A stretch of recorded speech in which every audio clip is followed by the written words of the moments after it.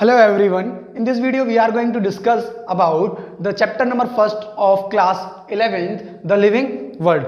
तो आप सभी नोटबुक्स बुक्स लेकर के तैयार रहिए, ठीक है। इस न्यू सेशन में हम कंप्लीट करने वाले हैं पूरा बायोलॉजी, ठीक है, अच्छे से, और साथ ही साथ सभी नोट बनाते चलें। मैं फिर से कह रहा हूं, सभी अपनी नोटबुक्स लेकर के बैठें और सारे के सारे नोट्स बनाते चलें, ठीक है। तो चलिए बिना टाइम वेस्ट किए हम इस चैप्टर को शुरू करते हैं। तो देखेंगे बेटा, सबसे पहली चीज जो हमें पता होनी चाहिए वो क्या पता होनी चाहिए कि भाई जो आपका सबसे पहले जो कंसेप्ट था स्पीसीज का वो किसने दिया था, ठीक है। तो मैं आपको बता दूं, सबसे पहली चीज जो आपको पता होनी चाहिए कि जो अर्नेस्ट मेयर नाम के साइंटिस्ट थे, कौन से बेटा, अर्नेस्ट मेयर, ठीक है, उन्होंने सबसे पहले कंसेप्ट दिया था, ठीक है। किसने? अर्नेस्ट मेयर ने, ठीक है। अर्नेस्ट मेयर ये पहले साइंटिस्ट थे जिन्होंने कंसेप्ट दिया था अपना, किसके ऊपर बेटा? स्पीसीज के ऊपर, ठीक है। तो हम लिख देंगे इसमें, was the first scientist who gave the concept on species। तो पहले साइंटिस्ट थे, आपको वन वर्ड पता होने चाहिए क्योंकि तो सभी ऑलमोस्ट सभी बायो वाले बच्चे नीट का एग्जाम देते ही हैं, तो आपको वन वर्ड बहुत ज़्यादा इंपॉर्टेंट होते हैं, ठीक है। तो उन्होंने कंसेप्ट दिए थे किस पर? आपके स्पीसीज पर, ठीक है। अब वो कंसेप्ट कौन से थे? बायोलॉजिकल कंसेप्ट्स थे, तो हम बायोलॉजिकल भी लिख लेंगे इसमें, बायोलॉजिकल कंसेप्ट्स, ठीक है। कौन से कंसेप्ट दिए थे उन्होंने? बायोलॉजिकल कंसेप्ट दिए थे, ठीक है। अब इसके बाद देखिए क्या हुआ कि इसके बाद जो कंसेप्ट दिए गए वो दिए गए थे आपके साइंटिस्ट चार्ल्स डार्विन के द्वारा। कब दिए गए थे बेटा? 20th सेंचुरी में दिए गए थे, ठीक है, और स्पीसीज के ऊपर ही। तो दूसरे साइंटिस्ट का नाम क्या है बेटा? चार्ल्स डार्विन, ठीक है। तो सभी याद रखेंगे, चार्ल्स डार्विन, चार्ल्स डार्विन। इन्होंने डार्विनियन थ्योरी भी दी थी, ठीक है, आपने पढ़ा होगा 10th क्लास में इनके बारे में, ठीक है। तो कब दी थी बेटा? इन 20th सेंचुरी। कब दी थी? इन 20th सेंचुरी। उसके बाद, ठीक है, गेव बायोलॉजिकल कंसेप्ट दिए थे इन्होंने भी, बायोलॉजिकल कंसेप्ट ऑन स्पीसीज के ऊपर इन्होंने भी बायोलॉजिकल कंसेप्ट दिए थे। इतना सभी को क्लियर हो गया। चलिए अब देखिए, जैसे कि हमारे चैप्टर का नाम क्या है? The living world. तो सबसे पहले पता होना चाहिए कि how do we categorize the things as living और नॉन लिविंग। तो बेटा किस चीज के बेसिस पर बताते हैं हम कि वो चीज लिविंग है या नॉन लिविंग है? कैरेक्टरिस्टिक्स के ऊपर। तो सबसे पहले हम लिख लेते हैं कैरेक्टरिस्टिक्स ऑफ लिविंग ऑर्गेनिजम्स, ठीक है। तो कैरेक्टरिस्टिक्स ऑफ लिविंग ऑर्गेनिजम्स,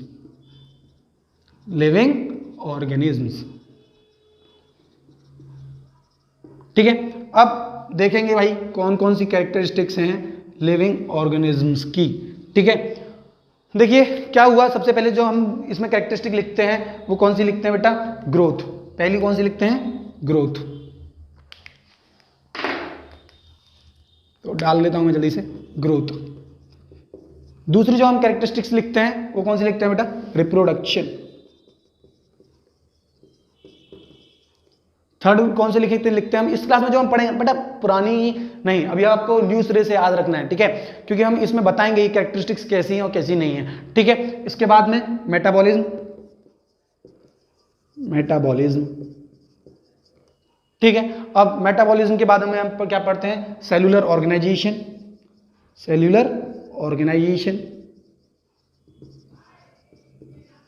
ठीक है। और सेलुलर ऑर्गेनाइजेशन के बाद में हम क्या पढ़ते हैं? कॉन्शियसनेस।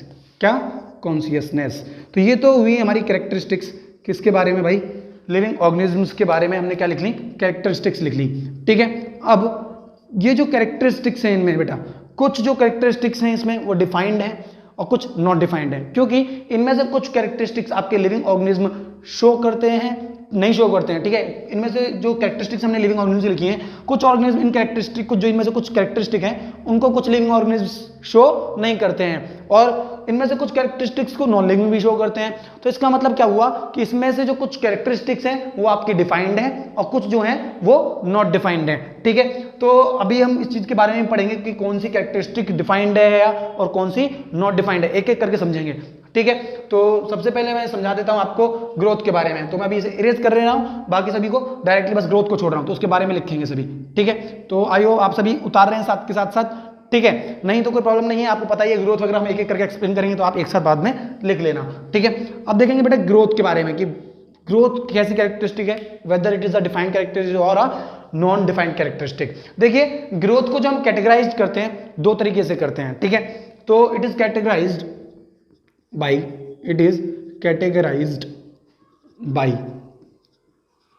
ग्रोथ किस तरीके से कैटेगराइज करते हैं। फर्स्ट पहली चीज क्या होती है, ठीक है, वो ग्रोथ को कैटेगराइज करने की, वो होती है बेटा आपका इंक्रीज इन मास। क्या होता है? Increase in mass, increase in मास, वजन का बढ़ना, ठीक है। और जो दूसरा तरीका होता है, ठीक है, वो क्या होता है आपका increase in number of cell. दो कैरेक्टरिस्टिक्स के द्वारा कैटेगराइज की जाती है आपकी growth, increase in number of cell, in number of cell. अब देखेंगे बेटा कि क्या है ये आपकी whether it is a defined characteristic और not defined characteristic of living organism. देखिए बेटा जो हम ग्रोथ है उसको नॉट डिफाइंड कैरेक्टरिस्टिक के अंदर रखते हैं, तो पहले लिख लीजिए कि it is not defined characteristic, ठीक है, it is not defined characteristic of living organism, characteristic of living organism. भाई ये नॉट डिफाइंड क्यों है, ये नॉट डिफाइंड क्यों है, ठीक है। अब उसका कारण जानेंगे, बिकॉज ठीक है accumulation of matter also shows growth, ठीक है, क्योंकि जो किसी भी चीज की अगर एक्यूमुलेशन हो रहा है बेटा मैटर का, तो वो क्या शो करेगा? ग्रोथ शो करेगा। क्या शो करेगा? ग्रोथ। तो हम इसमें लिख लेंगे एक्यूमुलेशन ऑफ मैटर, ठीक है। तो लिख लेंगे हम accumulation of matter also shows growth, वो भी आपका ग्रोथ शो करता है। क्लियर है सभी को इतना? अब इसमें एग्जाम्पल के तौर पर जानेंगे कि भाई इसका एग्जाम्पल क्या हो सकता है। आपने नाम सुना होगा सैंड-ड्यून्स का, किस चीज का? सैंड-ड्यून्स का। देखिए सैंड-ड्यून्स क्या होते हैं? बालू के टीले जो आपके डेजर्ट्स में हवा के साथ उड़ते हैं और किसी एक जगह पर जाकर क्या हो जाते हैं बेटा? एक्यूमुलेट हो जाते हैं। तो देखिए उनका साइज वेरी भी करता है, इंक्रीज भी करता है और डिक्रीज भी करता है। इसी वजह से हमारा ये जो ग्रोथ है वो क्या है? नॉन डिफाइंड कैरेक्टरिस्टिक है लिविंग ऑर्गेनिज्म की, ठीक है। तो जल्दी से आप फटाफट इसका स्क्रीनशॉट ले लीजिए जल्दी से। ले लिया आप लोगों ने इसका स्क्रीनशॉट? ले लीजिए बेटा, ठीक है। चलिए इसके बारे में मैं थोड़ा सा और आगे आपको बताता हूं अभी आकर के। देखिए क्या होता है इसके बाद कि सेल्स के आधार पर हमने इसमें पढ़ा increase in number of cells, ठीक है। नंबर ऑफ सेल्स के बेसिस पर आपके जो ऑर्गेनिज्म होते हैं आपको पता है कितने टाइप के होते हैं? 2 टाइप के, ठीक है। नंबर ऑफ सेल्स के बेसिस पर कितने टाइप के होते हैं? 2 टाइप के होते हैं, ठीक है। On basis of number of cells, ठीक है। अब 2 तरीके के कौन कौन से होते हैं? पहला जो टाइप होता है वो होता है यूनिसेल्युलर। कौन सा होता है? यूनिसेल्युलर। अब देखिए यूनिसेल्युलर कौन से होते हैं? जो सिंगल सेल्ड ऑर्गेनिज्म है उन्हें क्या बोलते हैं हम? यूनिसेल्युलर। तो ये कैसे होते हैं बेटा आपके? Single celled. ये तो सभी जानते हैं, ठीक है। अब हम इसमें कुछ आज इंपॉर्टेंट समझेंगे यूनिसेल्युलर के केस में। पहले हम दोनों को लिख लेते हैं। दूसरा आपके कौन से होते हैं? Multi cellular. कौन से होते हैं? मल्टी सेल्युलर, ठीक है। मल्टी सेल्युलर ऑर्गेनिज्म जो कि आपके मेनी सेल्स के बने होते हैं, ठीक है, मेनी सेल्स के कंप्राइज होते हैं, ठीक है।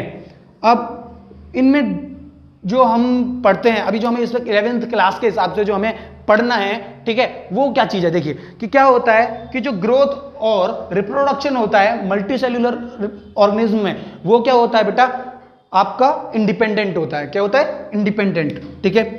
तो लिख लेना बेटा इसको, growth and reproduction are independent. मतलब इनकी ग्रोथ से इंडिपेंडेंट और ग्रोथ का रिप्रोडक्शन से कोई मतलब नहीं होता है, ठीक है।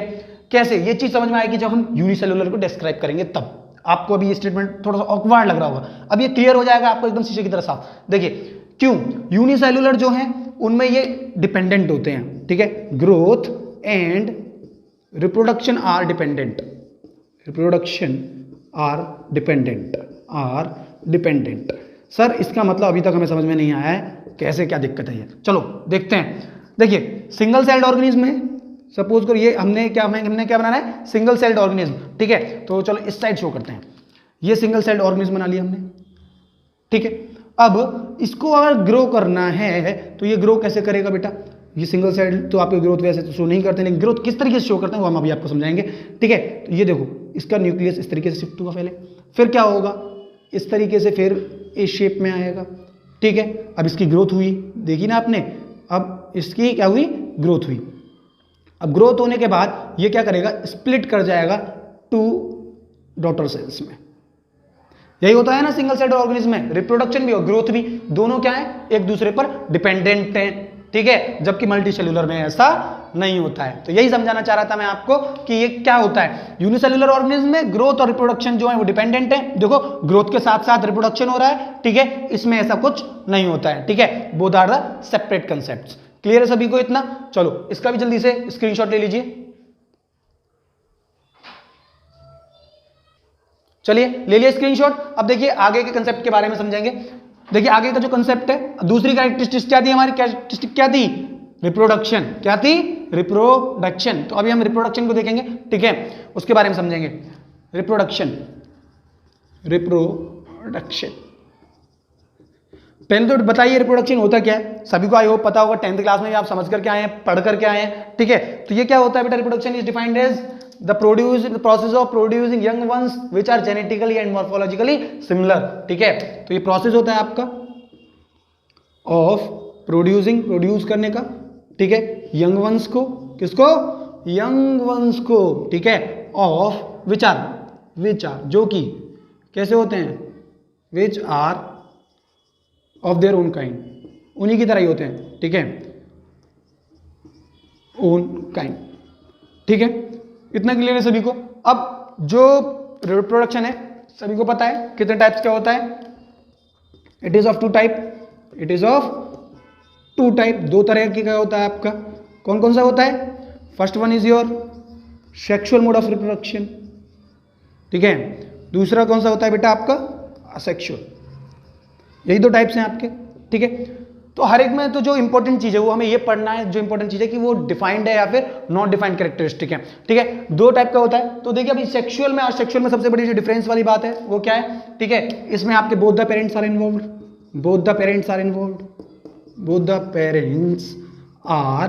इन्वॉल्व्ड, और जबकि आपका किस में, असेक्सुअल के केस में सिंगल पेरेंट इन्वॉल्व रहता है, सिंगल पेरेंट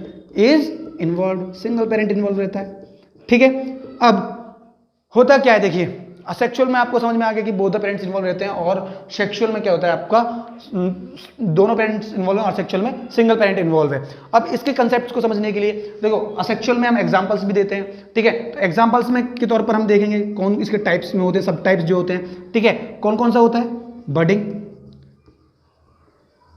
ठीक है, बडिंग कौन शो करता है, हाइड्रा। आप इसके एग्जाम्पल्स बेटा जरूर याद रखिए कि क्योंकि आपके एग्जाम्पल्स पूछ लिए जाएंगे आपसे तो आपको बताने पड़ेंगे। हाइड्रा भी शो करता है, यीस्ट भी शो करता है, ठीक है। और क्या होता है आपका, फ्रेगमेंटेशन होता है। क्या होता है, फ्रेगमेंटेशन। सभी 10th में पढ़ करके आए हैं ये सब चीजें, ठीक है। तो याद रखेंगे, फिर भी एक बार रिकॉल कर लीजिए क्योंकि चैप्टर में भी आपको बस ऐसे ही दिया गया है, ठीक है। तो पता होना जरूरी है। फ्रेगमेंटेशन के एग्जाम्पल क्या हो सकते हैं आपके, फंजाई हो सकता है, अलगा हो सकता है, ठीक है, और बहुत सारे एग्जाम्पल्स है। तो एग्जाम्पल जरूर याद कर लें इनके, ठीक है, एटसेट्रा। और क्या हो सकता है आपका इसमें, रीजनरेशन हो सकता है, ठीक है। क्या हो सकता है,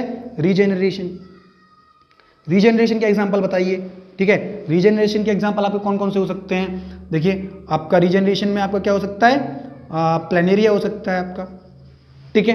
कौन हो सकता है, प्लेनेरिया। और एग्जांपल्स क्या क्या हो सकते हैं आपके प्लेनेरिया के अलावा जो रीजनरेट करते हो, आपको पता है आपका लिजार्ड, लेकिन वो रिप्रोडक्शन केस नहीं, हालांकि ये सेपरेट केस है, इसमें भी रीजनरेशन शुरू करता है। मतलब आपको याद रखना है सब चीजें, आपको इसके और एग्जांपल्स कलेक्ट करने हैं।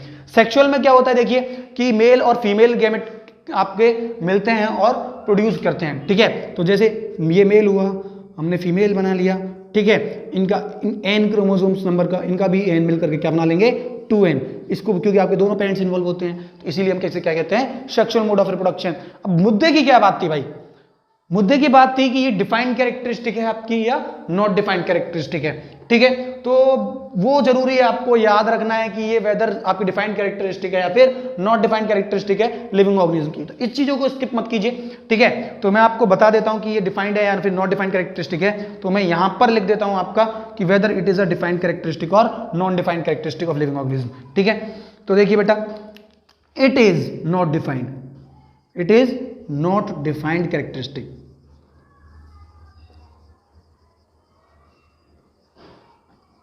of living organisms, of living organisms।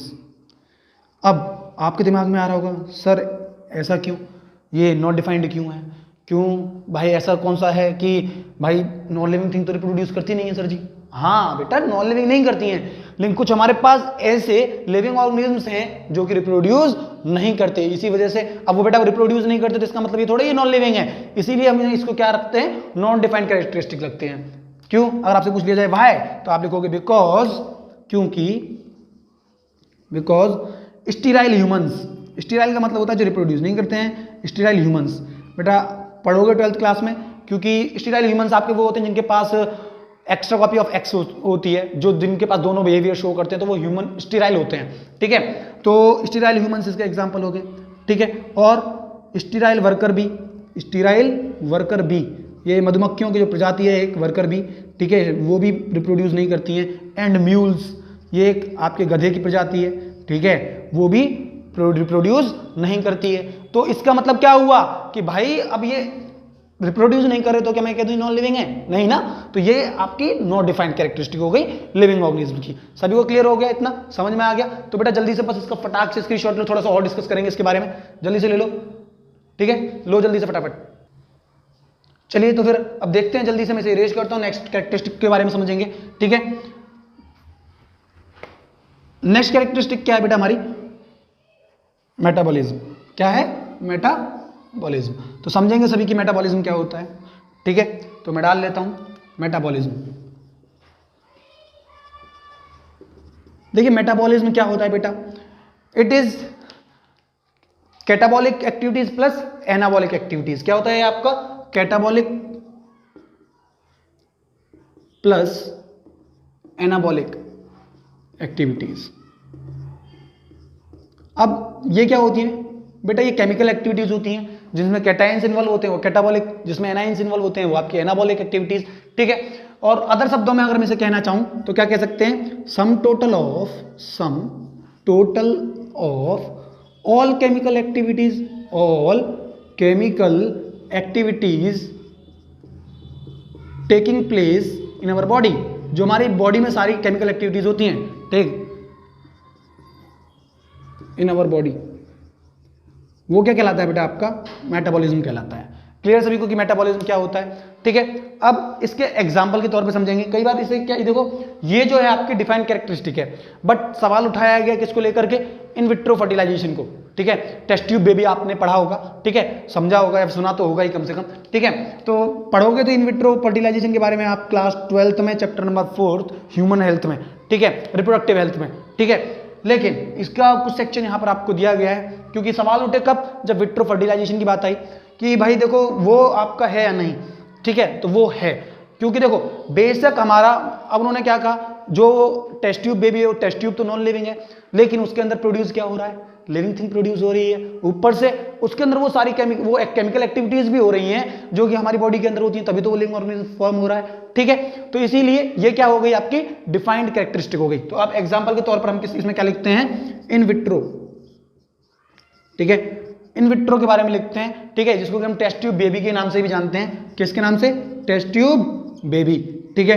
अब इसके अंदर देखिए, अब इसमें जो मीडियम है, ठीक है, वो आपका नॉन लिविंग है, ठीक है, पर जो उसके अंदर जितनी भी आपकी एक्टिविटीज हो रही हैं, केमिकल एक्टिविटीज, वो क्या है? आपकी लिविंग, ठीक है। तो देखो medium is non living, medium बेशक आपका नॉन लिविंग है, ठीक है, इज नॉन लिविंग, ठीक है, बट लेकिन जो अंदर इसके अंदर केमिकल एक्टिविटीज हो रही हैं, but chemical activities inside it are living, ठीक है, वो लिविंग है। तो तो एक ये सवाल खड़ा हुआ था और उसका भी आंसर हमारे पास है। तो इसका मतलब बाद बाकी कोई नॉन लिविंग थिंग ऐसी है ही नहीं जो कि आपका क्या करती हो, ये इस कैरेक्टरिस्टिक को शो करती हो।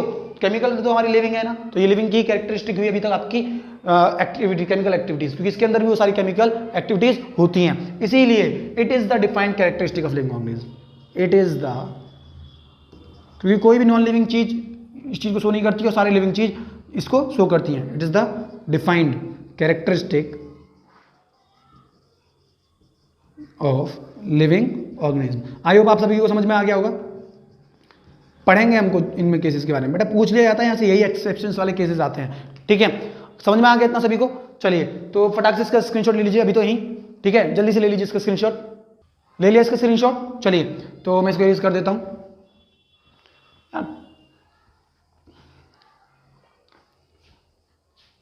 अब इसके बाद नेक्स्ट कैरेक्टरिस्टिक की तरफ देखेंगे उसकी। ठीक है, तो नेक्स्ट कैरेक्टरिस्टिक क्या है इसकी, सेल्यूलर ऑर्गेनाइजेशन। क्या है, सेल्यूलर ऑर्गेनाइजेशन। तो देख लीजिए, डाल लीजिए नेक्स्ट कैरेक्टरिस्टिक्स, लास्ट वाली जो होगी आपकी शायद, कैरेक्टरिस्टिक, सॉरी सेल्यूलर ऑर्गेनाइजेशन, बोलते बोलते कहीं दिमाग चला जाता है। Cellular organization, don't mind boys and girls.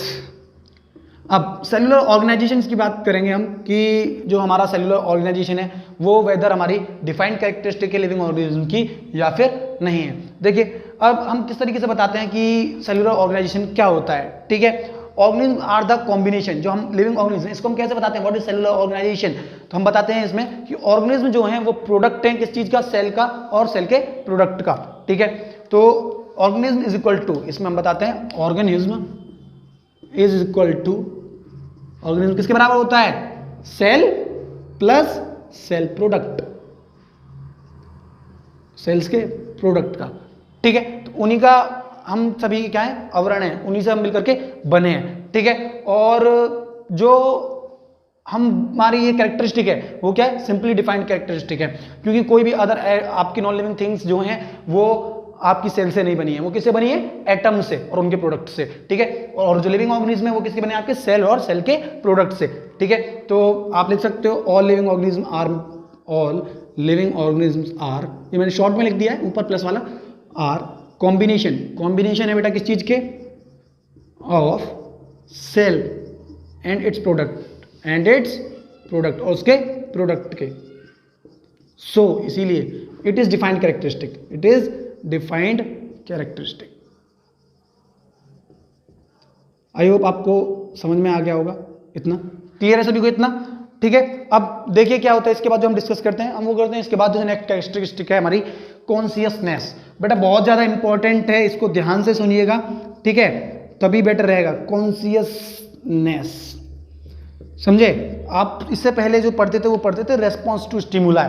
ठीक है, लेकिन इस क्लास में हम पढ़ते हैं कॉन्शियसनेस के बारे में। लगभग काफी हद तक ये दोनों जो है हमारे सेम टर्म्स हैं। ठीक है, अब कॉन्शियसनेस का मतलब क्या होता है। ठीक है, कॉन्शियसनेस का मतलब होता है, ये एबिलिटी होती है, it is the ability of living organism to sense the change in the environment. जो भी हमारे एनवायरमेंट में चेंज आते हैं, ठीक है, और उसके खिलाफ जो हम रेस्पॉन्ड करते हैं, ठीक है, उसको हम क्या बोलते हैं, कॉन्शियसनेस। ठीक है, तो हम इसे लिख लेंगे, it is the ability of organisms, ability of organisms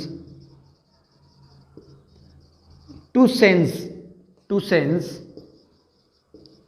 and to sense changes in environment। किसको सेंस करेंगे, चेंजेस को in environment and respond to it। अब देखिए इसको किस तरीके से समझेंगे हम। कभी देखियो टीचर मारने आ नहीं पाता, उठा नहीं पाता हाथ, उससे पहले इस तरीके से करते हो ना, मैम लग जाएगी। ठीक है, या फिर क्या हुआ, सर्दियों में हम क्या करते हैं, सर्दी आती है वैसे ही स्वेटर पहनना शुरू कर देते हैं, और जाती हैं तो बस भाई पैक कर दो। ठीक है, तो ये क्या है, देखो सराउंडिंग में चेंज आया, एनवायरमेंट में चेंज आया, क्या सर्दियां, हमने उसे सेंस किया और क्या पहनना शुरू कर दिया, स्वेटर। ठीक है, या फिर जो भी अपना ब्लेजर वगैरह है, तो it is known as consciousness. इसको हम क्या बोलते हैं बेटा, कॉन्शियसनेस कहते हैं इसे हम, क्या कहते हैं, कॉन्शियसनेस। और ये क्या है बेटा, आपकी डिफाइंड कैरेक्टरिस्टिक है लिविंग ऑर्गेनिज्म की। क्या है ये, डिफाइंड कैरेक्टरिस्टिक है लिविंग ऑर्गेनिज्म की। ठीक है, तो बता देता हूं मैं आपको यहां पर लिख करके, it is defined characteristic, it is defined characteristic of living organism, characteristic of living organism. Clear है सभी को इतना? ठीक है।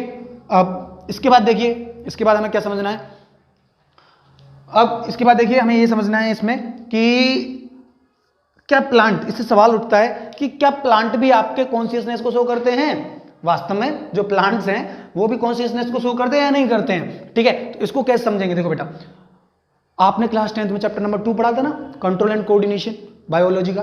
ठीक है, उसके अंदर आपको बताया गया था हाइड्रोट्रोपिज्म, कीमोट्रोपिज्म, जियोट्रोपिज्म, फोटोट्रोपिज्म।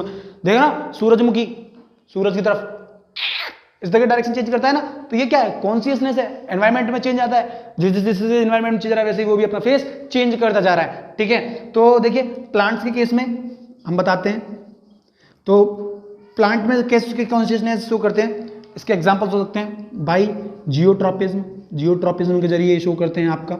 ठीक है, कीमोट्रोपिज्म के जरिए, कीमोट्रोपिज्म के जरिए शो करते हैं। ठीक है, हाइड्रोट्रोपिज्म एसेट्रा।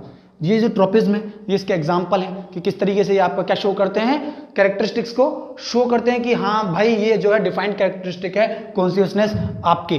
ठीक है, और हम एनिमल्स किस तरीके से करते हैं, एनिमल्स का मैंने आपको एग्जाम्पल दे दिया। ठीक है, एनिमल्स क्या करते हैं, देखो जैसी ठंड आती है वो हाइबरनेशन में चले जाते हैं। देखो ना, हाइबरनेशन क्या होता है, ठंड पड़ी तो जो जानवर होते हैं छोटे छोटे, ठीक है, वो क्या करते हैं, जमीन में होल्स कर लेते हैं, उनके अंदर चले जाते हैं, हाइबरनेटिंग।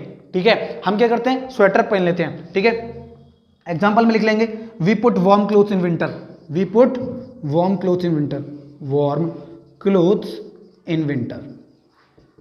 तो आई होप आपको समझ में आ गया है। ठीक है, देखिए गाइस, जब क्लास में अगर आपको नोट्स कंप्लीटली इस तरीके से बेस्ट तरीके से बताया जाएगा, सब कुछ लिखा, तो क्लास तो कब लेंदी होगी थोड़ी बहुत। ठीक है, कुछ ज्यादा फर्क नहीं आता, वही 10 से 15 मिनट का फर्क आता है। ठीक है, तो साथ के साथ नोट्स बनाते चलें। मेरी कोशिश यही रहेगी कि मैं आपको जीरो से टॉप पर लेकर के जाऊं। ठीक है, एक एक कंसेप्ट क्लियर करेंगे अच्छे से। ठीक है, तो आपको इतना समझ में आ गया, तो मैं अभी ऊपर का रेज कर देता हूं। ठीक है, जो वो ऑलरेडी पहले से लिखा हुआ है, चलो काफी देर से लिखा हुआ है, आप भी रेज कर देते हैं। ठीक है, अब इसमें मैं आपको एक और चीज समझाता हूं। देखिए क्या होता है कि कॉन्शियसनेस तो डिफाइंड है, लेकिन क्या किया जाता है आपको कंफ्यूज करने के लिए, एक बार नीट में क्वेश्चन जब आया था तो उसमें बताया दिया गया था ऑप्शंस में, कॉन्शियसनेस और सेल्फ, आपका क्या दे दिया, सेल्फ कॉन्शियसनेस दे दिया गया, मेटाबॉलिज्म दे दिया गया, ठीक है, सेल्यूलर ऑर्गेनाइजेशन दे दिया गया। ठीक है, तो उसमें फिर पूछ लिया गया भाई कि कौन सी कैरेक्टरिस्टिक है जो कि नॉट डिफाइंड है। ठीक है, बच्चे बड़े कंफ्यूज। ठीक है, क्योंकि कॉन्शियसनेस में जो और उनको कॉन्शियसनेस में उनको और सेल्फ कॉन्शियसनेस में खास अंतर नहीं पता था। ठीक है, तो हम समझेंगे कि सेल्फ कॉन्शियसनेस और कॉन्शियसनेस में अंतर क्या है। तो नेक्स्ट में अब हम इस तरीके से पॉइंट डाल लेना और लिख लेना सेल्फ कॉन्शियसनेस, सेल्फ कॉन्शियसनेस। अब इसको समझेंगे सेल्फ कॉन्शियसनेस क्या होता है। ठीक है, देखिए बेटा, अब क्या हुआ कि सपोज करो जैसे मैं हूं, अब मैं क्या कर रहा हूं, मुझे चाय पीने की वजह से आदत है, मैं अपनी कोचिंग में पढ़ाते पढ़ाते कहता हूं बेटा जल्दी से उतारो इसे, मैं फटाक से 2 मिनट में चाय पी के आया, मैं जाता हूं सड़क से पार, ऑन रोड की कोचिंग है। अब सपोज करो मैं जा रहा हूं, सामने तो देख रहा हूं बट पीछे से कोई वाहन आया, आपके सर जी को ले गया उड़ा करके। ठीक है, सर जी कोमा में, ब्रेन डैमेज।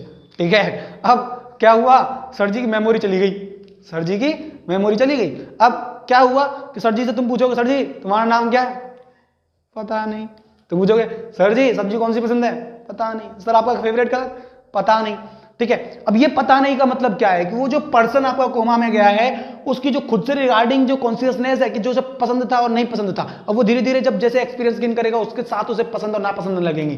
ठीक है, तो वो उसकी चली गई। लेकिन अगर मैं उसे अभी भी जाकर के पानी, उसे स्विमिंग आती है, मुझे कोई फेंक देगा ना उसमें जाकर के कोमा के बाद गंगा जी में, तो मैं तैर करके निकल आऊंगा। लेकिन ये नहीं पता होगा मुझे तैरना आता है नहीं, तैर करके निकल जरूर आऊंगा। इसका मतलब कॉन्शियसनेस नहीं जाती है। देखो मैं ठंड लगेगी तो मैं दोबारा कपड़े पहनूंगा, बेशक मैं कोमा से बाहर आऊं, ठीक है, गर्म कपड़े, लेकिन मुझे ये नहीं पता होगा भाई कि वास्तव में मेरा नाम क्या है, ये सब चीजें क्या है। तो इसीलिए जो आपका सेल्फ कॉन्शियसनेस है वो आपकी क्या है बेटा, नॉट डिफाइंड कैरेक्टरिस्टिक है लिविंग ऑर्गेनिज्म की। अब बेटा मेरी कॉन्शियसनेस चली गई तो क्या दोगे, सर जी गए तो मुझे तुम मृत घोषित कर दोगे क्या, नहीं, जिंदा तो हूं, बेशक मेरी सेल्फ कॉन्शियसनेस चली गई है। ठीक है, तो आप लिखोगे, इसमें लिख लेना it is not defined characteristic, it is not defined characteristic of living organism, not defined characteristic of living organism, characteristic of living organisms.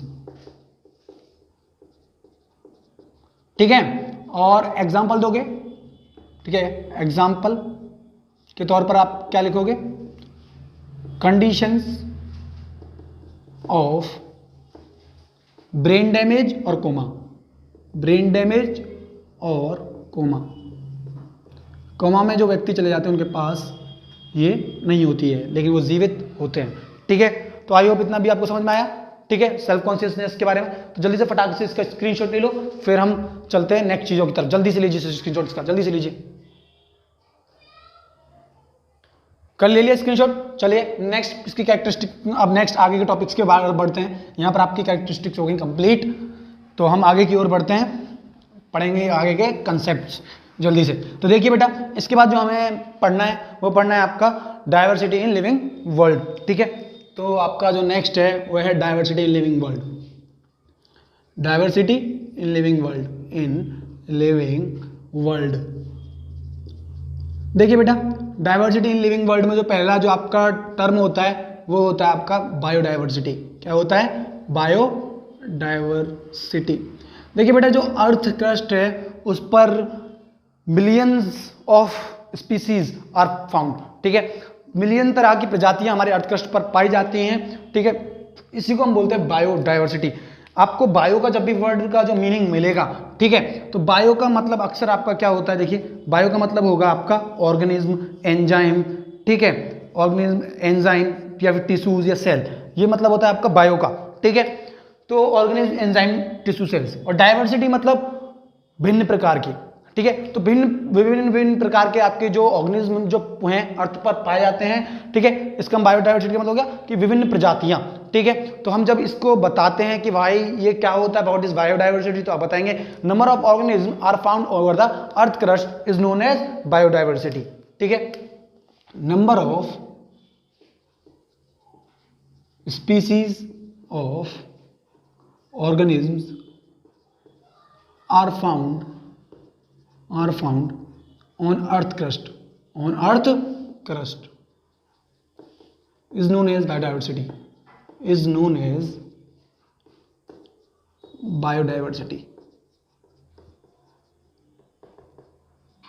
Clear है सभी को? इतना बायोडाइवर्सिटी समझ में आ गया। इसके बाद ठीक है, इसके बाद देखिए हम क्या करते हैं, इसमें बताते हैं कि भाई कितनी रेंज है लगभग स्पीसीज की, ठीक है। तो देखेंगे इट रेंजेस फ्रॉम, ठीक है, रेंजेस फ्रॉम 1.7 मिलियन के, कहां से? 1.7 मिलियन से लेकर 1.8 मिलियन तक। इतने तो बेटा हम डिस्कवर कर चुके हैं, और कितनी तो अनडिस्कवर्ड पड़ी हैं अभी तक, ठीक है, पता भी नहीं हो जिनके बारे में हमें। तो सोचो 1 मिलियन में कितना होता है? 10 लाख होता है, ठीक है। तो सोचो कितनी सारी प्रजातियां हमारे पास हैं, ठीक है। तो इतना आपको सभी को क्लियर हुआ अभी तक, ठीक है, कितना रेंज है। अब इसके बाद देखिए जो हम पढ़ते हैं वो क्या पढ़ते हैं हम? नॉमेनक्लेचर। क्या पढ़ते हैं? नॉमेनक्लेचर। तो मैं डाल देता हूं नॉमेनक्लेचर, ठीक है। नॉमेनक्लेचर क्या होते हैं बेटा? नामकरण करने की प्रक्रिया को बोलते हैं हम नॉमेनक्लेचर। मतलब जो माइक्रो ऑर्गेनिज्म है, जो भी जब लिविंग ऑर्गेनिज्म है, ठीक है, जो भी अलग अलग तरह की प्रजातियां पाई जाती हैं, ठीक है, तो उनको जो हम नामकरण करते हैं उसके प्रोसेस को हम क्या बोलते हैं भाई? नॉमेनक्लेचर, ठीक है। तो हम अगर इसकी डेफिनेशन लिखें तो scientific names are given to the organisms and this process is known as nomenclature, ठीक है। The process of giving scientific names, the process of giving scientific names to living organisms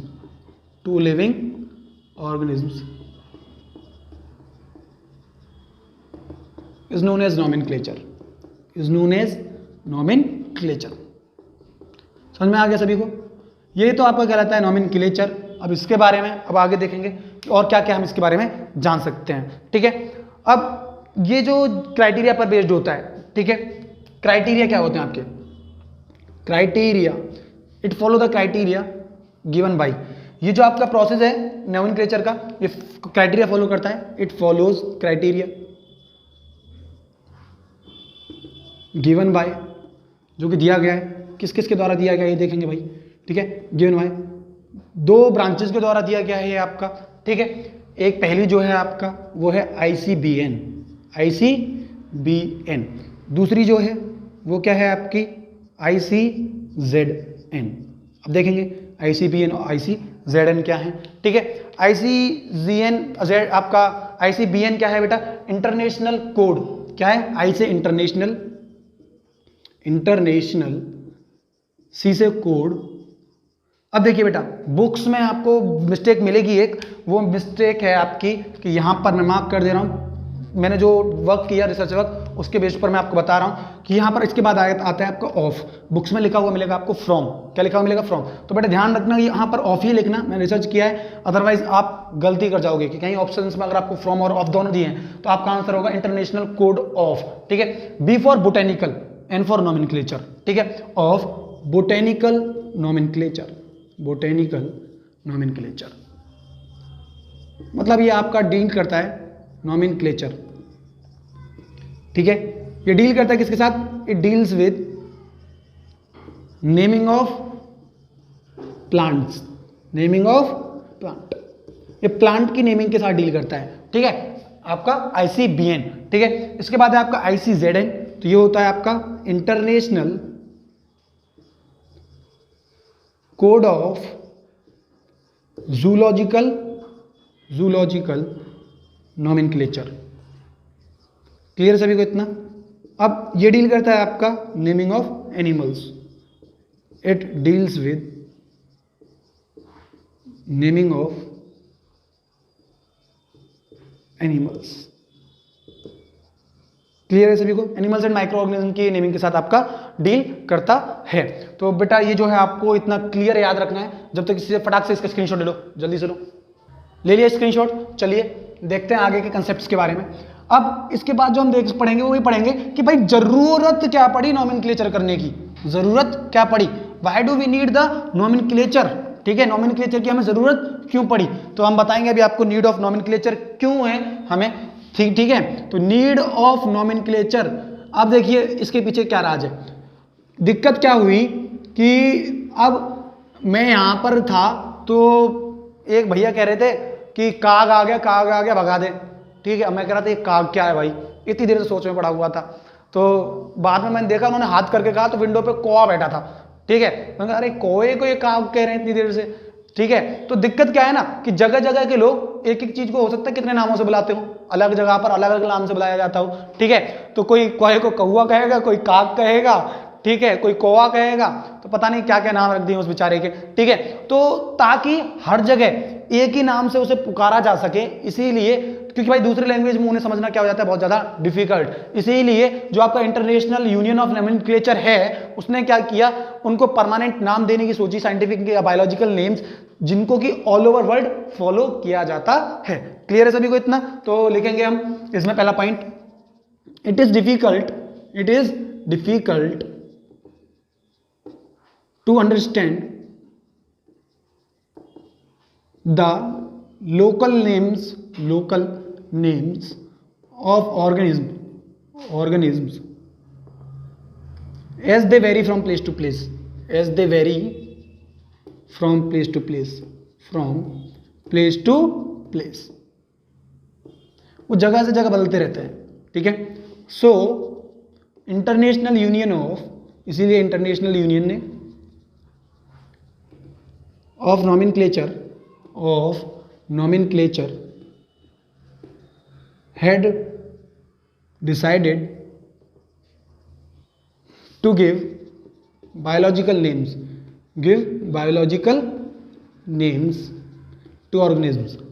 to organisms जो कि world wide follow किए जाते हैं।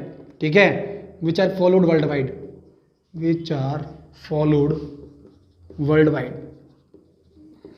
Clear है सभी को इतना।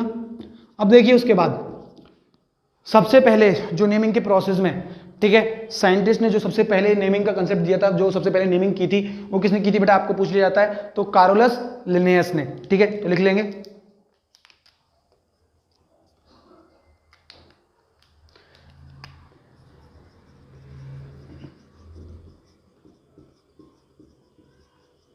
Carlos Linnaeus. ठीक है, was the first scientist to do the naming। ठीक है,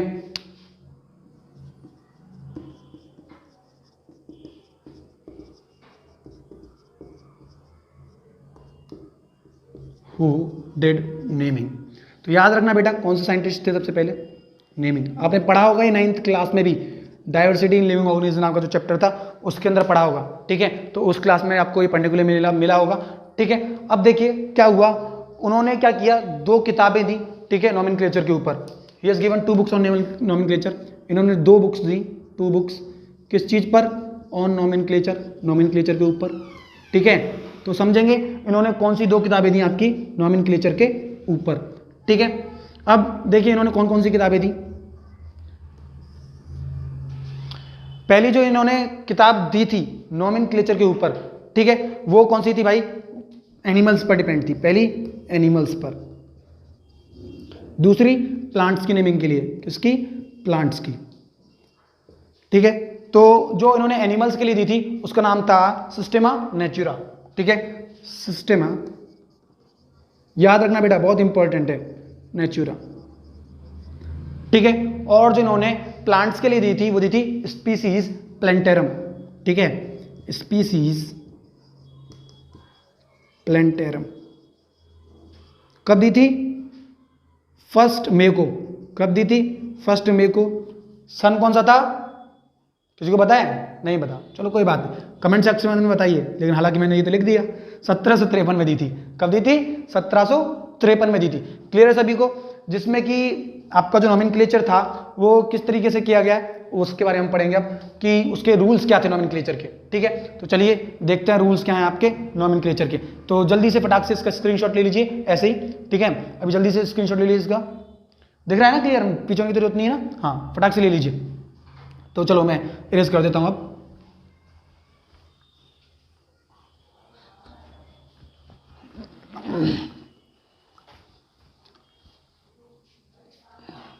अब देखिए बेटा, इसके बाद हमें पढ़ने हैं rules for nomenclature.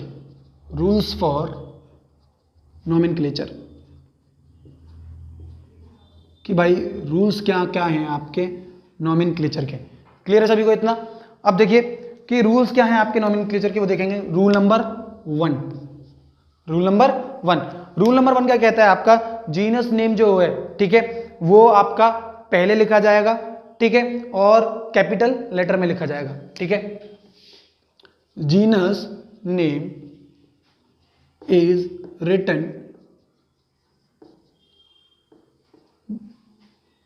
Before species name, ठीक है, स्पीसीज नेम, स्पीसीज के नेम से पहले आपका जीनस का नेम लिखा जाएगा। दूसरा रूल क्या है, ठीक है, जो फर्स्ट लेटर होगा, ठीक है, जो जीनस के नाम का आपका फर्स्ट लेटर होगा वो कैपिटल में होगा, ठीक है। First letter of genus name is always written in capital. Clear है सभी को, written in capital. And species name in small letter, species name in small letter, पूरा का पूरा स्पीसीज नेम कैसे लिखोगे आप, स्मॉल लेटर में। 9th में ही पढ़ा था ये, स्मॉल लेटर्स। क्लियर है सभी को इतना। उसके बाद और क्या क्या हो सकता है भाई, तीसरा रूल क्या है आपका, both genus and species name, genus and species name दोनों को must be underlined separately, name must be underlined separately, underlined separately. Clear है सभी को इतना। उसके बाद 4th क्या है, जब प्रिंट करेंगे तो इटैलिक फॉन्ट में लिखा जाएगा, ठीक है। While printing it must be printed in italic font, it must be printed in italic font, in italic font. I hope आप सभी को इतना क्लियर हो गया होगा, ठीक है। अब देखिए इसके बाद क्या करना है हम लोगों को, इसके बाद हम पढ़ेंगे किसके बारे में, टैक्सोनॉमी के बारे में। किस चीज के बारे में, टैक्सोनॉमी। तो देखेंगे, डालेंगे सभी टैक्सोनॉमी। अब देखिए बेटा, टैक्सोनॉमी को समझने के लिए कैसे समझते हैं हम टैक्सोनॉमी को।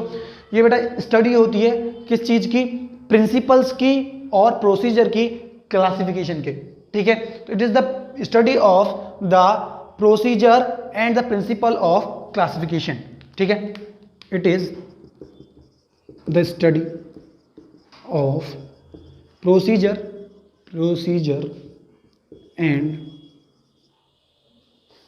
प्रिंसिपल ऑफ क्लासिफिकेशन क्लियर है सभी को इतना? ये आपका इस चीज की होती है। अब इसमें इन्वॉल्व्स क्या होते हैं, ठीक है, स्टेप्स, ठीक है, इट इन्वॉल्व्स फॉलोइंग स्टेप। इसके स्टेप्स के बारे में देखेंगे। It involves following steps. कौन कौन से स्टेप्स आते हैं बेटा, समझेंगे इसमें, ठीक है। तो प्रिंसिपल्स आपको पता है कि भाई किस तरीके से आपका क्लासिफिकेशन किया जाए, क्या प्रोसेस होना चाहिए, ठीक है। तो उस प्रोसेस की जो स्टडी है उसको हम बोलते हैं बेटा टैक्सोनॉमी। अब इसके स्टेप्स के बारे में देखेंगे कि स्टेप्स क्या होते हैं। तो पहला काम क्या होगा? पहला काम तो यही होगा कि भाई हम क्या करें, न्यू स्पीसीज को आइडेंटिफाई करें, पहचानें, ठीक है। तो पहला जो काम होता है आपका वो कौन सा होता है? पहला स्टेप आइडेंटिफिकेशन। कौन सा होता है? आइडेंटिफिकेशन, ठीक है। उसके बाद आता है आपका दूसरा स्टेप। अब हमने क्या किया, ऑर्गेनिज्म को आइडेंटिफाई कर लिया। अब क्या करेंगे हम उसका क्लासिफिकेशन, नॉमेनक्लेचर करेंगे, ठीक है, नाम देने की कोशिश करेंगे उसे, नॉमेनक्लेचर, ठीक है। नॉमेनक्लेचर के बाद थर्ड स्टेप, ठीक है। थर्ड स्टेप क्या होगा आपका नॉमेनक्लेचर में? देखिए कि अब नॉमेनक्लेचर कर लिया हमने, अब क्या करेंगे, उसका हम क्लासिफिकेशन करेंगे। क्लासिफिकेशन कि भाई हमें उसे किस ग्रुप में और किस क्लास में रखना है, क्लासिफिकेशन, ठीक है। क्लासिफिकेशन के बाद और क्या क्या स्टेप्स इसमें आते हैं आपके? एफिनिटीज क्या होता है कि अदर ऑर्गेनिज्म के साथ उनकी जो क्लोजनेस है, जो उनकी किस तरीके से भाई जो उनकी कैरेक्टरिस्टिक्स हैं वो किस तरीके से मैच करती हैं अदर ऑर्गेनिज्म से, ठीक है, उसको हम जो पढ़ते हैं तो उसे हम क्या बोलते हैं? एफिनिटीज। क्लियर है सभी को इतना? तो फटाक से इसका स्क्रीनशॉट ले लो बेटा। ले लिया स्क्रीनशॉट? चलिए सीरीज कर देता हूं जल्दी से। इसके बाद पढ़ेंगे हम किसके बारे में? टैक्सोनॉमिक कैटेगरीज के बारे में, ठीक है। तो सभी जल्दी से हेडिंग डाल लीजिए, नेक्स्ट टैक्सोनॉमिक कैटेगरीज, ठीक है। वैसे तो तुम लोग स्क्रीनशॉट ले रहे हो, मुझे पता है, साथ के साथ कम बनाते हैं, ठीक है, तो कोई बात नहीं। टैक्सोनॉमिक कर बस जरूर लेना लेकिन बेटा, टैक्सोनॉमिक कैटेगरीज। अब इसके बारे में समझेंगे क्या होती है टैक्सोनॉमिक कैटेगरीज, ठीक है। देखिए जो भी आपका रैंक या फिर कैटेगरी होती है क्लासिफिकेशन की, ठीक है, जो कि इन्वॉल्व होती है किस चीज में? क्लासिफिकेशन में, वह क्या कहलाती है? आपकी टैक्सोनॉमिक कैटेगरीज। तो लिख लेंगे हम इसमें रैंक और कैटेगरी ऑफ क्लासिफिकेशन। किस चीज की? क्लासिफिकेशन की, ठीक है, is known as taxonomic category, is known as taxonomic category,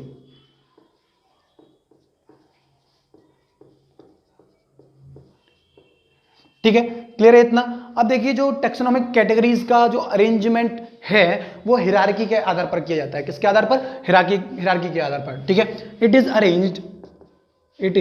arranged according to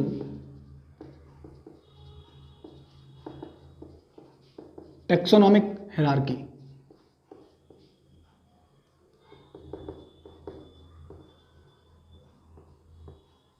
अभी थोड़ा सा टाइम दीजिए, दोनों टर्म क्लियर हो जाएंगे, टैक्सोनॉमिक हिरार्की और आपका टैक्सोनॉमिक कैटेगरीज, दोनों आपको बिल्कुल क्लियर हो जाएंगे, ठीक है।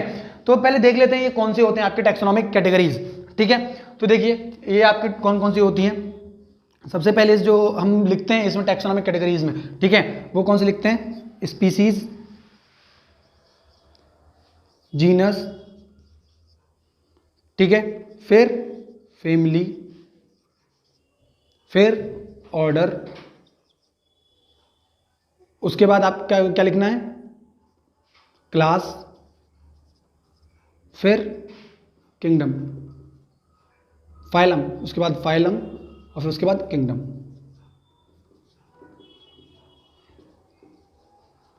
ठीक है। क्लियर सभी को इतना? इस तरीके से लिखना है, ठीक है।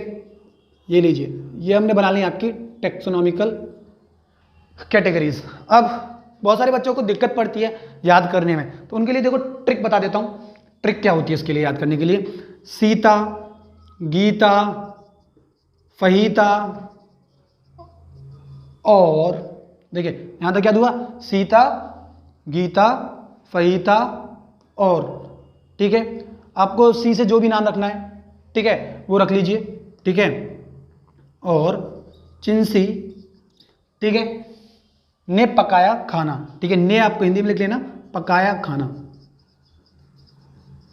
ठीक है। ये सिंपल ट्रिक है जिसके जरिए आप इन्हें याद रख सकते हैं। तो देखो, S for species, G for genus, F for family, O for order, C for class, ठीक है, P for phylum and K for kingdom. तो ये आपका टेक्सोनॉमिकल कैटेगरीज है। देखिए, जब हम परमानेंट क्लास की बात करते हैं, यहाँ पर ये परमानेंट कैटेगरी रैंक की बात करते हैं, first rank, second, third, fourth, fifth, या ऊपर से कीजिए, ठीक है।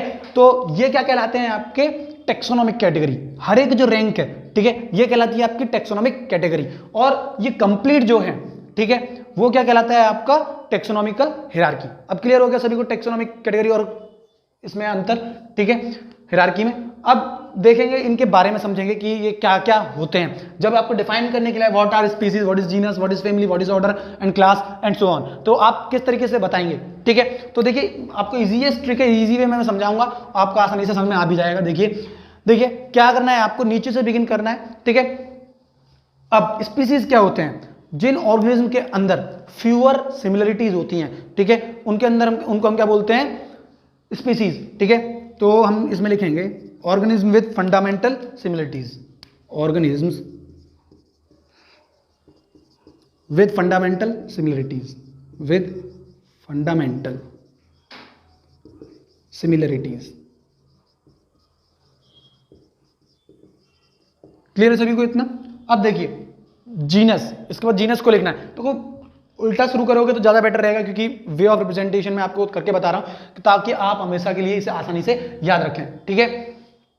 अब जो जिन स्पीसीज की कॉमन कैरेक्टरिस्टिक्स होती हैं वो क्या फॉर्म करती हैं? जीनस, ठीक है। तो स्पीसीज ऑफ कॉमन कैरेक्टर्स, जिन स्पीसीज की कैरेक्टरिस्टिक्स कॉमन होती हैं उसे हम क्या बोलते हैं? जीनस कहते हैं। समझ में आ गया अभी आपको? इसी तरीके से हम किसको डिस्क्राइब करेंगे? फैमिली को। अब देखिए, फैमिली को जब बताते हैं तो क्या होता है आपका? ये ग्रुप होता है ऑफ जीनस, जीनस का ग्रुप होता है, ठीक है, group of common and related genus, ठीक है। तो ये आपका ग्रुप हो गया, ग्रुप ऑफ कॉमन या फिर you can say related genus, related genus. तो जिनके जीनस जो होते हैं कॉमन होते हैं या फिर रिलेटेड होते हैं तो वो क्या कहलाता है? आपका फैमिली। इसी तरीके से ये आपका ग्रुप हो जाएगा किसका? Group of related family, related family. जो फैमिली एक दूसरे से रिलेटेड होती हैं उसके ग्रुप को हम क्या बोलते हैं? ऑर्डर बोलते हैं, ठीक है। उसके बाद क्लास, ठीक है। तो ये ग्रुप हो जाएगा आपका किसका? Group of related order, related order, ठीक है। उसके बाद फाइलम, फाइलम क्या हो जाएगा आपका? Group of related class, related class. Clear है इतना? अब किंगडम क्या हो जाएगा? Group of related phylum, related phylum. आसान था ना? देखो, अब किसी की भी डेफिनेशन लिख सकते हो आप आसानी से। देखो, नीचे से ऊपर जाओ, आप किसी की भी कंफ्यूज हो सकते हो ऊपर से एक बार नीचे उसको डिफाइन करने में। Kingdom is known as the group of related phylum and phylum is known as the group of related class, group of related order is known as class, group of related families is known as order, group of common related genus is known as family, and species of common characters is known as genus, organism with fundamental similarities is known as species। Clear है सभी को इतना? अब देखिए, इसकी एक जो आपकी प्रॉपर्टी है इसकी, वो क्या है कि भाई जब हम अगर डाउनवर्ड डायरेक्शन में आते हैं, जब हम क्या करते हैं? डाउनवर्ड डायरेक्शन में आते हैं तो कॉमन कैरेक्टरिस्टिक जो होती है वो घटती जाती हैं। कॉमन कैरेक्टरिस्टिक जो है घटती जाती है, कॉमन कैरेक्टरिस्टिक्स डिक्रीज। तो मतलब कि इसके हिसाब से सबसे कम कॉमन कैरेक्टरिस्टिक होंगे इसमें, ठीक है। तो फंडामेंटल या फिर फ्यू सिमिलरिटीज होती हैं उनके अंदर, तो वो होती हैं आपकी स्पीसीज। आप सभी को समझ में आ गया होगा, ठीक है। अब बेटा ध्यान रखना, आपको जो एक मैं चीज इंपॉर्टेंट दे रहा हूं, ठीक है, आप याद कर लेना, टाइम कंज्यूमिंग हो जाएगा वरना वीडियो। आप सिंपल आपको क्या करना है कि जो आपको एनसीईआरटी में जो टेबल दी है, एनसीईआरटी में एक टेबल दी है, आपको सिंपली उसे डायरेक्टली याद करना है, उसमें कुछ समझाने जैसा है ही नहीं, ठीक है। तो एनसीईआरटी में आपकी बुक में जो टेबल दी है किसकी? टेक्सोनॉमिकल हिरार्की की, ठीक है, टेक्सोनॉमिकल हिरार्की की, बहुत ही ज्यादा इंपॉर्टेंट है, तो उसे लर्न कर लें, ठीक है। तो लर्न इट बाय हार्ट, तो सिंपली आपको उसमें क्या दिए, बायोलॉजिकल नेम्स दिए हुए हैं, ठीक है, कॉमन नेम्स दिए हुए हैं, उनका क्लास, फाइलम, ऑर्डर, जीनस, ये सब कुछ दिया हुआ है कि वो किस क्लास, फाइलम और ऑर्डर से बिलोंग करते हैं। तो सिंपली आपको जो दिए हुए हैं उन्हें याद कर लें बेटा, बेटर रहेगा, ठीक है। इसके बाद देखेंगे बेटा हम किस चीज की डेफिनेशन, टेक्सोनॉमिकल एड्स क्या होते हैं। तो जल्दी से आप डाल लेंगे बेटा सभी टेक्सोनॉमिकल एड्स, टेक्सोनॉमिकल एड्स, ये भी इंपॉर्टेंट है आपका, ठीक है। तो याद रखना है ये भी क्या है, ठीक है। तो जो आपके आर्टिकल्स होते हैं, ठीक है, जो कि हेल्पफुल होते हैं किस चीज में, आइडेंटिफिकेशन में और क्लासिफिकेशन में ऑर्गेनिज्म के, ठीक है, उन्हें क्या बोलते हैं हम, टेक्सोनॉमिकल एड्स। तो ये क्या होते हैं आपके आर्टिकल्स होते हैं, क्या होते हैं, आर्टिकल्स विच आर हेल्पफुल, जो कि हेल्पफुल होते हैं in identification and classification, identification and classification of organisms, and classification of organisms। समझ में आ गया इतना। तो जो भी आपके आर्टिकल्स हेल्प करते हैं, मदद करते हैं आइडेंटिफिकेशन में, पहचानने में, क्लासिफाई करने में ऑर्गेनिज्म को, वो क्या कहलाते हैं आपके टेक्सोनॉमिकल एड्स। क्लियर है सभी को इतना, ठीक है। अब ये जो टेक्सोनॉमिकल एड्स हैं, ठीक है, इन्हें अलग अलग जगह पर स्टोर किया जाता है। तो हम उन जगह के बारे में पढ़ेंगे। तो सबसे पहली जगह आप डाल लेंगे सभी हर्बेरियम। इसमें हम सबसे पहला जो पढ़ते हैं टेक्सोनॉमिकल एड्स में जो टाइप्स हैं आपके, जहां पर इन्हें स्टोर करके रखा जाता है, ठीक है। तो हर्बेरियम क्या होता है, देखिए बेटा, ये स्टोर हाउस होता है, ठीक है, जिसमें कि जो आपके कलेक्टेड प्लांट के स्पेसिमेंस हैं, स्पेसिमेंस जानते हो ना, सैंपल किसी भी चीज के, ठीक है। तो प्लांट के स्पेसिमेंस जो हैं वो प्रेस करके, ठीक है, ड्राई करके क्या रखे जाते हैं वहां पर, प्रेजेंट किए जाते हैं सीट्स पर रखे जाते हैं, ठीक है। तो प्रिजर्व करके रखे जाते हैं तो सीट्स पर। तो हम लिखेंगे, देखिए, it is the store house, ये स्टोर हाउस होता है, स्टोर हाउस वेयर, जहां पर की द प्लांट स्पेसिमेंस, किसके स्पेसिमेंस, याद रखना, प्लांट के specimens, specimens are dried, pressed, press किए जाते हैं, ड्राई किए जाते हैं, सुखाए जाते हैं, ठीक है। जैसे पत्तियां मान लो सुखा ली, प्रेस कर ली, ठीक है, और फिर क्या कर जाती है, प्रिजर्व्ड, प्रिजर्व करके मतलब बचा करके रखी जाती हैं, ठीक है, on the sheets, on the sheets, seats पर रखी जाती हैं, ठीक है। तो इसको हम क्या बोलते हैं भाई बेटा, हर्बेरियम, ठीक है। क्लियर है। तो जल्दी से अभी जगह नहीं बचेगा, तो आप जल्दी से फटाक से इसका स्क्रीनशॉट ले लीजिए, फिर उसके बाद आगे बढ़ो। ले लिया बेटा स्क्रीनशॉट। चलिए इसके बाद देखिए जल्दी से रेस करते हैं और आगे का खत्म करते हैं, ठीक है। अब देखिए, अभी हम जो पढ़ रहे थे, हमने अभी बताया आपको कि ये सीट्स पर प्रिजर्व करके रखी जाती हैं, उन सीट्स को बोलते हैं बेटा हम हर्बेरियम शीट्स, ठीक है। तो उसके बारे में भी पढ़ेंगे। अभी तो पहले एक पॉइंट लिखेंगे हम उसी के बारे में, हर्बेरियम के बारे में ही है बेटा, याद रखना, ठीक है। तो सबसे पहले अब वो जो सीट्स हैं, ठीक है, वो सीट्स को अरेंज करके रखा जाता है यूनिवर्सली एक्सेप्टेड, ठीक है, क्लासिफिकेशन सिस्टम के द्वारा, ठीक है। तो जो एक सिस्टम है जो कि यूनिवर्सली एक्सेप्टेड है, उसके हिसाब से उन्हें अरेंज करके रखा जाता है, ठीक है। These sheets are arranged according to universally accepted system. Clear है सभी को। अब इसके बाद बात करते हैं बेटा, मैंने बताया उस सीट को, जिस सीट पर ये प्रिजर्व करके रखे जाते हैं, उसको क्या बोलते हैं हम, हर्बेरियम शीट। अब सवाल क्या आता है हर्बेरियम शीट से रिगार्डिंग, बेटा इसका साइज पूछा जाता है आपसे।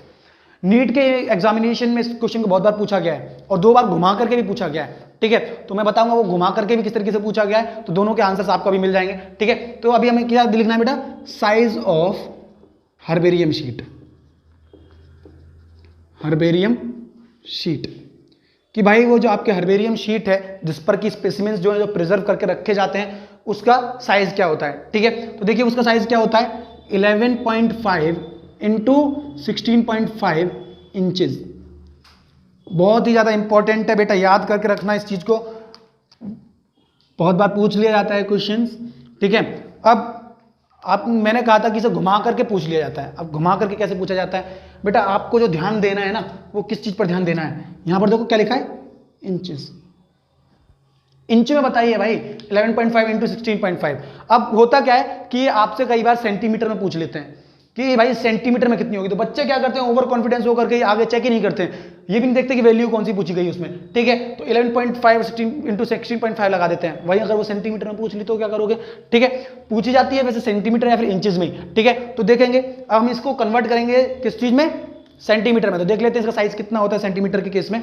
तो देखिए 1 इंच इज इक्वल टू कितना होता है, 2.5 सेंटीमीटर, ठीक है। हम क्या करेंगे, इसको मल्टीप्लाई कर देंगे 11.5 इंटू 16.5, ठीक है, और मल्टीप्लाई बाहर इसकी 2.5 सेंटीमीटर से दोनों की, ठीक है। अब इसकी इससे मल्टीप्लाई कर देंगे, अब हमारी क्या निकल जाएगी, वैल्यू निकल जाएगी। तो जल्दी से कैलकुलेट कीजिए, ठीक है, और करो जल्दी से फटाफट से कैलकुलेट, फिर मैं बताता हूं। चलिए देखते हैं क्या होगी इसकी।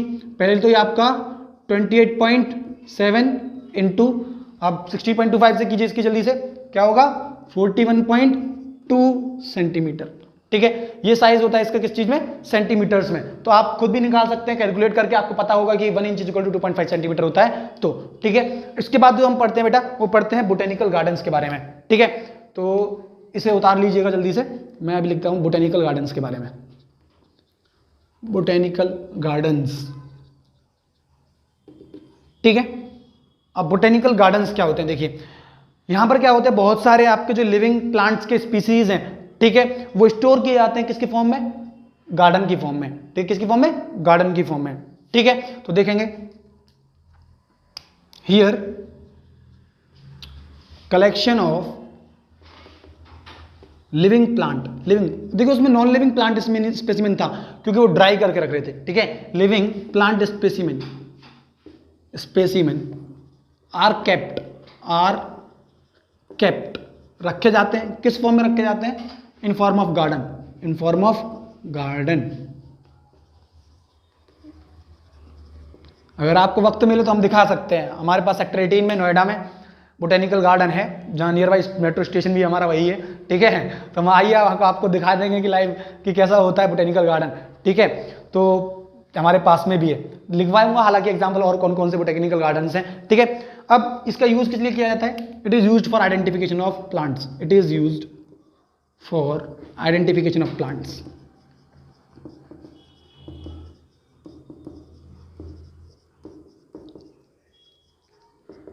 क्लियर है सभी को इतना। अब देखिए इसके कुछ एग्जाम्पल्स लिखेंगे हम कि कहाँ कहाँ पर आपके हैं, ठीक है, एग्जाम्पल्स। तो आप अपनी तरफ से भी एग्जाम्पल्स याद कर लीजिए कुछ इसके कि भाई कहाँ कहाँ पर आपके बोटेनिकल गार्डन्स पाए जाते हैं। मैं बता देता हूँ आपको, ठीक है। पहले तो अब पहला जो है आपका वो लिख लीजिए, royal botanical garden, royal botanical garden कहाँ पर है, ये क्यू नाम की जगह पर है, कहाँ पर, इन इंग्लैंड, इंग्लैंड में।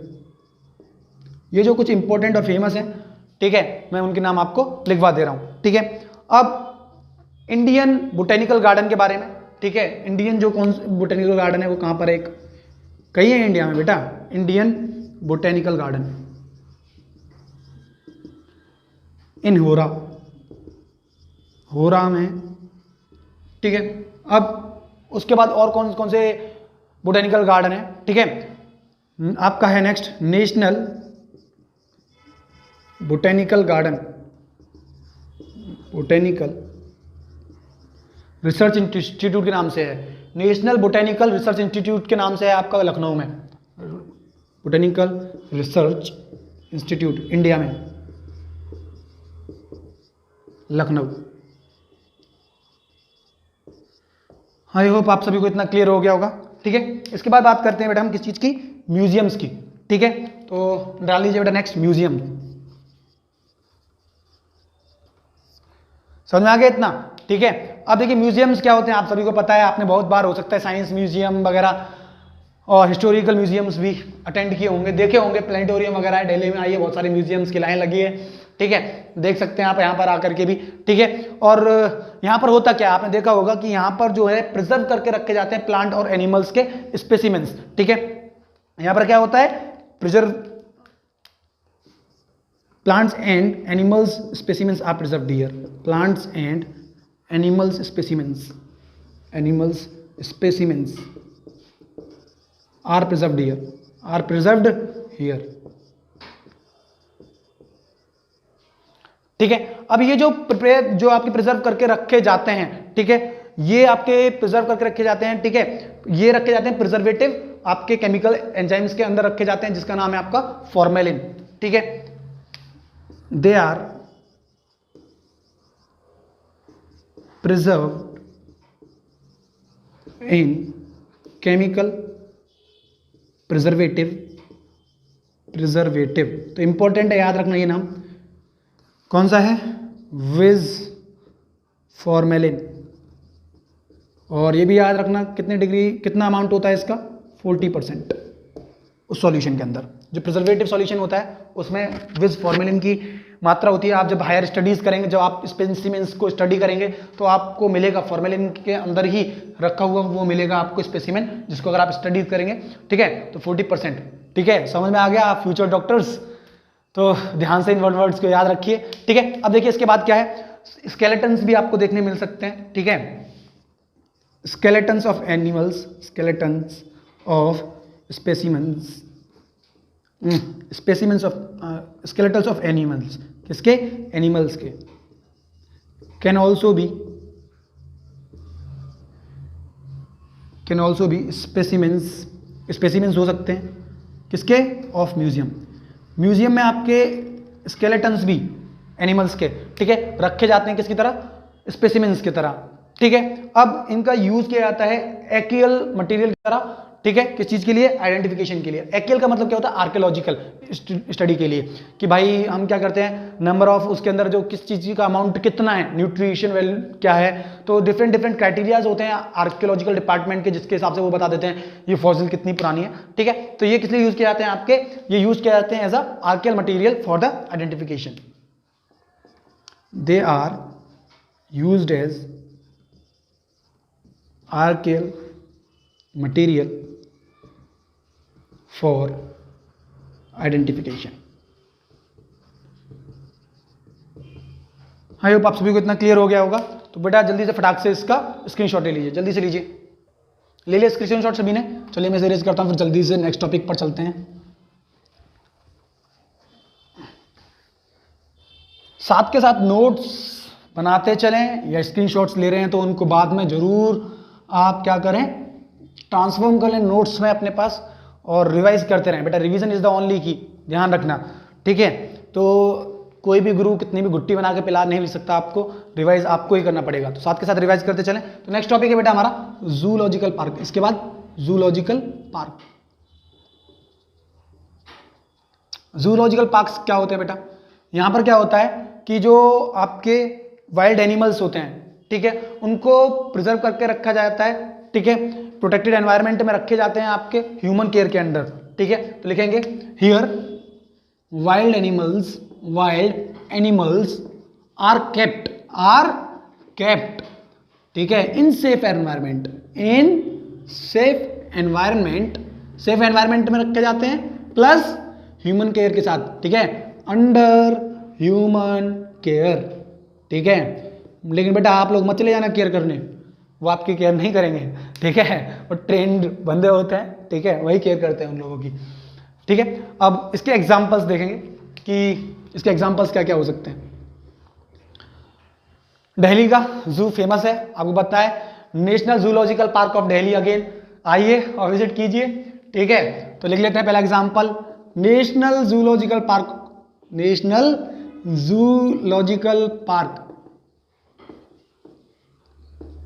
दिल्ली, न्यू दिल्ली।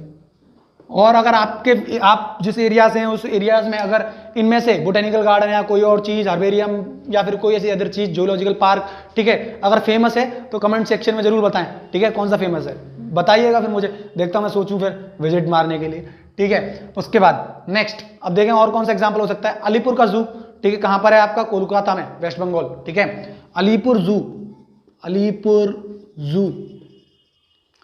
कोलकाता, वेस्ट बंगाल में देखने जैसा बहुत कुछ है वैसे,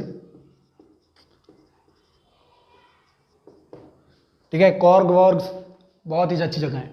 अब इसके बाद देखेंगे नेक्स्ट जो टर्म हम पढ़ेंगे वो पढ़ेंगे की, क्या पढ़ेंगे, की, तो सभी डाल लीजिए की, क्या होता है, की क्या होता है, चाबी। हाँ, यहाँ चाबी किस चीज़ की होगी, ताले खोलने की नहीं, किसकी चाबी होगी, आपको डिफ्रेंशिएट करने में, जो कि आपको आइडेंटिफिकेशन और क्लासिफिकेशन में हेल्प करें। ठीक है, ये आपकी बेस्ड होती है बेटा किस चीज़ पर, कॉन्ट्रास्टिंग कैरेक्टर्स पर। ठीक है, एज कपलेट्स, जिनको हम क्या बोलते हैं, कपलेट्स। ठीक है, तो they are based on contrasting characters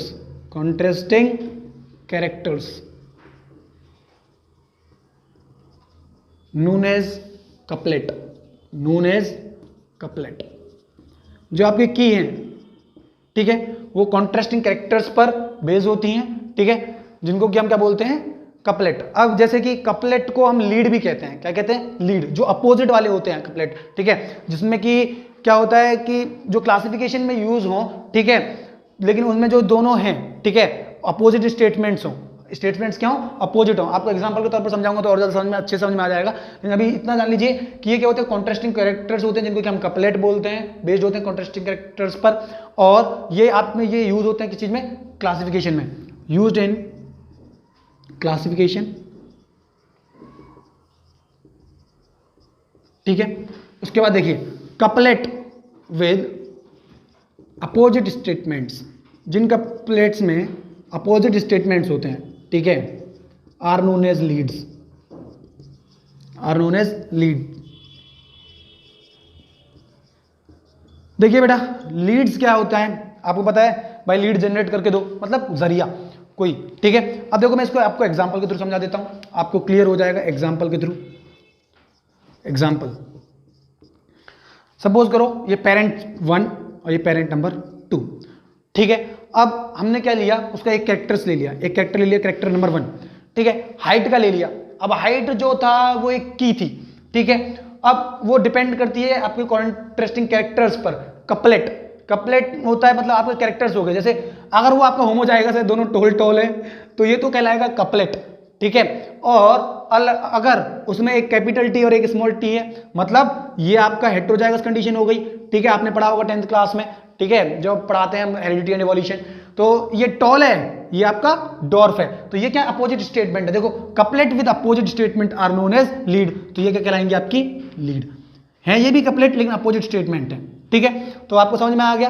ठीक है, तो अब जैसे सपोज करो मैंने ले लिया यहां पर कैपिटल टी मतलब टॉल, इसमें ले लिया मैंने डॉर्फ। ठीक है, तो ये आपके कपलेट्स थे, टॉल एंड डॉर्फ। ठीक है, अभी एब्सेंट हो या प्रेजेंट हो वो बात अलग करती है। तो ये मतलब एब्सेंट है या प्रेजेंट है, तो मतलब क्लासिफिकेशन में हेल्प करेंगे ये कि भाई कि इसकी कैरेक्टरिस्टिक क्या है, ये टॉल ही पाए जाते हैं वास्तव में या डॉर्फ ही पाए जाते हैं। ठीक है, अब क्या होता है, देखिए बेटा सेपरेट कीज का इस्तेमाल किया जाता है टेक्सोनोमिक कैटेगरीज के लिए, अलग अलग टेक्सोनोमिक कैटेगरीज के लिए अलग अलग कीज का यूज किया जाता है। ठीक है, ये लिख लेना, separate keys are used for separate taxonomical groups.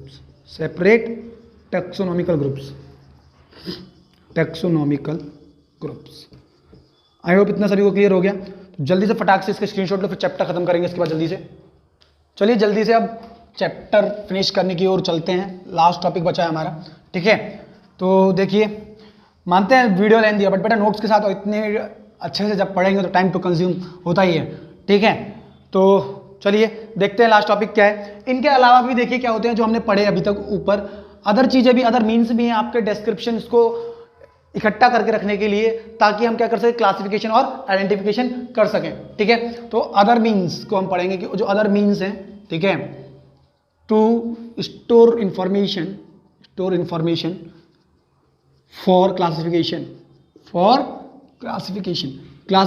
के लिए, अदर इंफॉर्मेशन को स्टोर करके रखने के लिए। ठीक है, और क्या क्या जरिए हमारे पास हैं।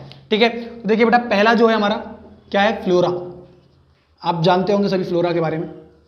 ठीक है, देखिए क्या होता है, ये आपका एक्चुअल अकाउंट रखता है किस चीज के बारे में, हैबिटेट के बारे में। ठीक है, कि उस हैबिटेट में डिस्ट्रीब्यूशन क्या है प्लांट्स का गिवन एरिया में। ठीक है, तो हम लिखेंगे इसमें, it keeps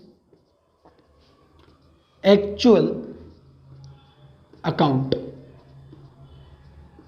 of the distribution of plants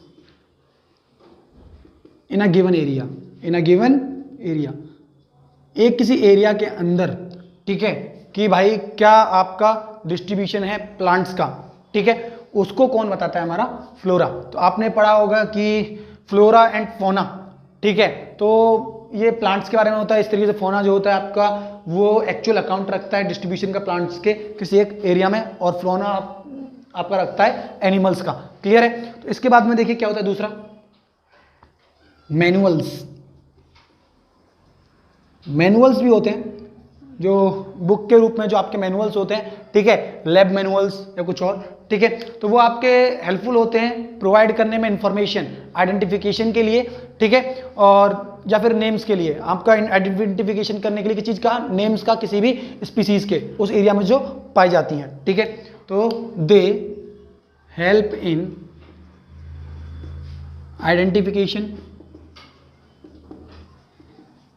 of names of species found in an area, of species found in an area, found in an area। तो कोई भी आपकी एरिया है जिसमें कि आपको एक नई प्रजाति थी, ठीक है, तो आपको उसका नाम पता नहीं है, अगर आपको उसका नाम पता करना है तो आप मैनुअल्स के थ्रू उसे पता कर सकते हैं। तो वो आपका इस तरीके का डाटा स्टोर करके रखते हैं मैनुअल्स। इसके बाद जो हम पढ़ते हैं वो पढ़ते हैं बेटा मोनोग्राफ्स के बारे में, ठीक है, तो डालेंगे third monograph.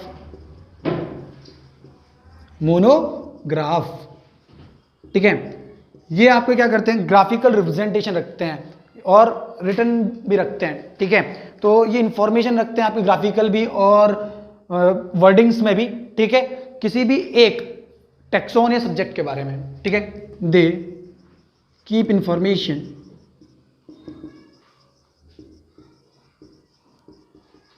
of any one taxon और सब्जेक्ट, किसी एक सब्जेक्ट की, ठीक है। तो मतलब इसमें क्या है, आपको किसी एक के बारे में बहुत अच्छी खासी इंफॉर्मेशन मिल जाएगी कि उसका डिस्ट्रीब्यूशन क्या है, किस तरीके से उसको कैटेगराइज किया जाता है, उसकी कैरेक्टरिस्टिक्स क्या है, ठीक है। तो ये उनको रखते हैं और ये क्या करते हैं, किसी भी सपोज करो एक प्रजाति हो गई, हमने बताया ना एक टेक्सोन, कोई भी एक स्पीसीज ले लो तो उसके सारे रिव्यूज देंगे ये, ठीक है। जो आपका अगर किसी एक आपको स्पीसीज का रिव्यू करवाना है, ठीक है, किसी ग्रुप के अंदर, तो ये आपको उसके बारे में आपको पूरी नॉलेज देंगे। तो मैं बता दी इंफॉर्मेशन रखते हैं किसी एक सब्जेक्ट के टेक्सोन के बारे में, ठीक है, और उसके बारे में सारे रिव्यूज देते हैं, ठीक है। तो इट रिव्यूज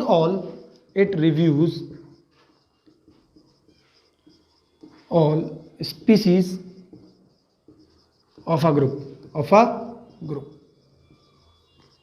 क्लियर है सभी को? इतना समझ में आ गया? तो अगर आपने उसमें टेक्सा, आपका जो टेक्सोन है अगर वो आपका ग्रुप्स है तो उसके सभी स्पीसीज के बारे में आपको वास्ट एक्सप्लेनेशन देगा और इस तरीके से बताएगा, ठीक है। तो it is all about your chapter number first, so we have finally completed it, ठीक है। So guys thanks for watching the video till the end, और इस वीडियो को ज्यादा से ज्यादा शेयर करें। अगर आपको कोई भी डाउट हो तो कमेंट सेक्शन में हमें बताएं, और जिसको भी अभी भी अगर नोट्स किसी ने स्क्रीनशॉट्स नहीं लिए हैं और चाहते हैं कि हैंड रिटन नोट्स आपको मेरे मिल जाएं, तो डिस्क्रिप्शन में लिंक दी है मेरी वेबसाइट की, वहां से जाकर के आप नोट्स को डाउनलोड कर सकते हैं, पीडीएफ के रूप में वो डले हुए हैं वहां पर मेरी वेबसाइट पर, और साथ ही साथ हमारे आप इंस्टाग्राम हैंडल पर जुड़ सकते हैं। And one and more last thing I want to say, please share this video to those students who cannot afford coaching classes and make the India a coaching free country. Thank you guys.